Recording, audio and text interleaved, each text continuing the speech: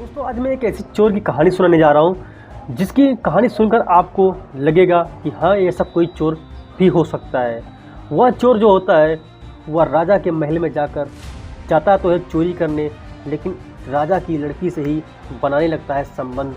और उसके बाद में जब राजा को पता चलता है ये बातें, तो राजा क्या करता है उस चोर के साथ में, ये देखने को आपको मिलेगा इसी वीडियो में। दोस्तों वीडियो में आगे बढ़ने से पहले हमारे चैनल को सब्सक्राइब करके वीडियो को एक लाइक कर देना और बेल आइकन जरूर प्रेस कर देना ताकि ऐसी इंटरेस्टिंग वीडियो आप तक पहुंचती रहे।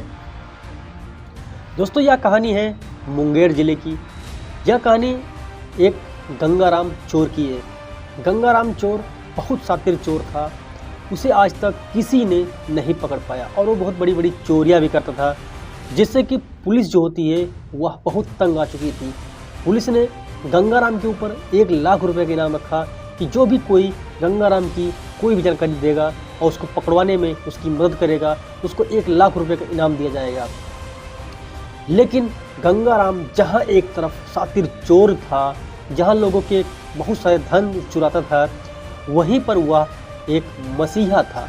वह अपने गांव और पड़ोस के 2-4 गांव में उसकी इतनी इज्जत थी मानो किसी राजा से कम नहीं था। दोस्तों उसकी इसलिए इज्जत थी कि वह चुराया हुआ जितना भी धन होता था वह अपने पास नहीं रखता था। वह सारे गांव वालों को, जितने भी गरीब बेटियां बहू हैं, उनके ऊपर वो दान कर देता था।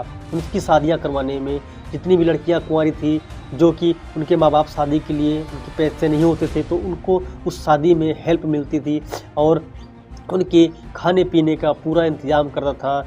जिसके घर नहीं था वो उसको घर देता था। तो इसलिए वह चोरी कर सारा पैसा जो है वो गांव वालों में ही लुटा देता था, जिसकी वजह से गांव वाले उसे मसीहा कहते थे, उसको प्यार से अन्नदाता कहते थे। और पुलिस गांव में जब भी उसकी पूछताछ करने आती तो उसको उल्टा मुँह जवाब मिलता था और पुलिस वहां से चली जाती थी।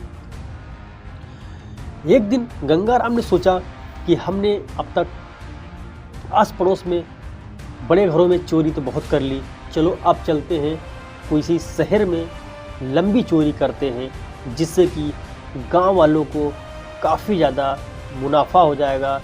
मतलब कि गांव वालों को काफ़ी दिन तक किसी चीज़ की दिक्कत नहीं होगी और मुझे भी थोड़े दिन को आराम मिल जाएगा और चोरी नहीं करनी पड़ेगी। ये बातें सोचकर वह अपना घोड़ा लेता है और उस पर सवार हो जाता है।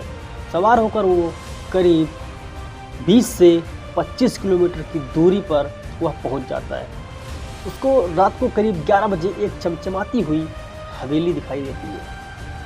हवेली इस तरह से थी कि मानो उसमें पूरे हीरे जवाहरात लगी हों। गंगाराम ने सोचा कि जब इस हवेली में इतनी चमक है, धमक है और हवेली भी बहुत बड़ी है, तो इसमें धन कितना होगा, चलो आज इसी हवेली को शिकार बनाया जाए। वह दौड़ते हुए घोड़े को वहीं छोड़ देता है और दौड़ते हुए वह जो हवेली के अंदर कूद जाता है। बचते बचाते सिपाहियों से वह उस कमरे, जो वहाँ पर कमरे में गलियारे में पहुँच जाता है। अब गलियारे में जब वो देखता है तो हर तरफ उसके नज़र में सिर्फ सोने और चांदी के ही सामान दिखते थे। जब अंदर गया तो उसको एक कमरा दिखाई देता है, जिस कमरे में एक खिड़की लगी होती है, उसमें शीशा था और शीशे में उसको एक ऐसी चीज़ दिखती है जिसे देखकर वह दंग रह गया। उसमें दिखाई देता है कि एक लड़की होती है, वह पूरे निवस्त्र होकर हस्तमैथुन कर रही थी। जब उसने ये चीज़ देखी, ये नज़ारा देखा, तो उससे रहा नहीं गया और वह उस कमरे के दरवाजे के पास पहुंच गया। उसके पास में इतनी सारी चाबियां थी कि उसने उस कमरे का लॉक खोलकर वह अंदर घुस गया। और जब वो लड़की के सामने पहुंचता है तो लड़की उसको देखकर दंग रह गई और चिल्लाने लगी। गंगाराम बोला कि तुम्हें चिल्लाने की जरूरत नहीं है, मैं तुम्हें नुकसान नहीं पहुंचाऊंगा। तुम्हें मैंने इस हालत में देखी तो मैं तुम्हारी मदद करने आ गया। लड़की बोली तुम मेरा कैसे मदद करोगे? तो गंगाराम बोला तुम जो कर रही हो तुम वो मेरे साथ भी कर सकती हो। फिर जो राजा की लड़की थी उसने बोला कि तुम कौन हो और तुम यहाँ क्या कर रहे हो? गंगाराम हंसते हुए बोलता है कि मैं एक चोर हूँ और मैं तुम्हारे इस हवेली में चोरी करने आया हूँ। ये बात सुनकर लड़की जो होती है वो भी हंसने लगी कि तुम मेरी हवेली में चोरी करने आए हो, तुम्हें पता भी है यहाँ चोरी करने का नतीजा क्या होता है। गंगाराम बोलता है, अब तक मैंने बहुत सारी चोरी की, अब तक कोई माइकल पैदा नहीं हुआ जो मुझे पकड़ सके, और तुम्हारी हवेली में ऐसा कोई नहीं है जो मुझे पकड़ सकता है। लड़की बोली, ठीक है, कोई बात नहीं, तुम मेरी कैसे मदद करोगी। उसके बाद में गंगाराम बोलता है कि ठीक है, मुझे थोड़ा सा शराब चाहिए, और शराब पीने के बाद मैं तुम्हारी जो भी इच्छा है पूरी कर सकता हूँ। उसके बाद लड़की को जाती है, कच्छ से एक बोतल लेकर आती है, और दोनों मिलकर उसको पीते हैं। दोनों को इतना ज़्यादा नशा हो जाता है कि उन्हें अब किसी चीज़ की सूझबूझ नहीं रह जाती है कि अंदर कौन आता है, अंदर कौन जाता है। उसके बाद में वो लोग निवस्त्र होकर संबंध बनाने लगते हैं। संबंध इतनी ज़ोरों से बना रहे थे कि उसकी चीखें बाहर कमरे से बाहर तक जा रही थी।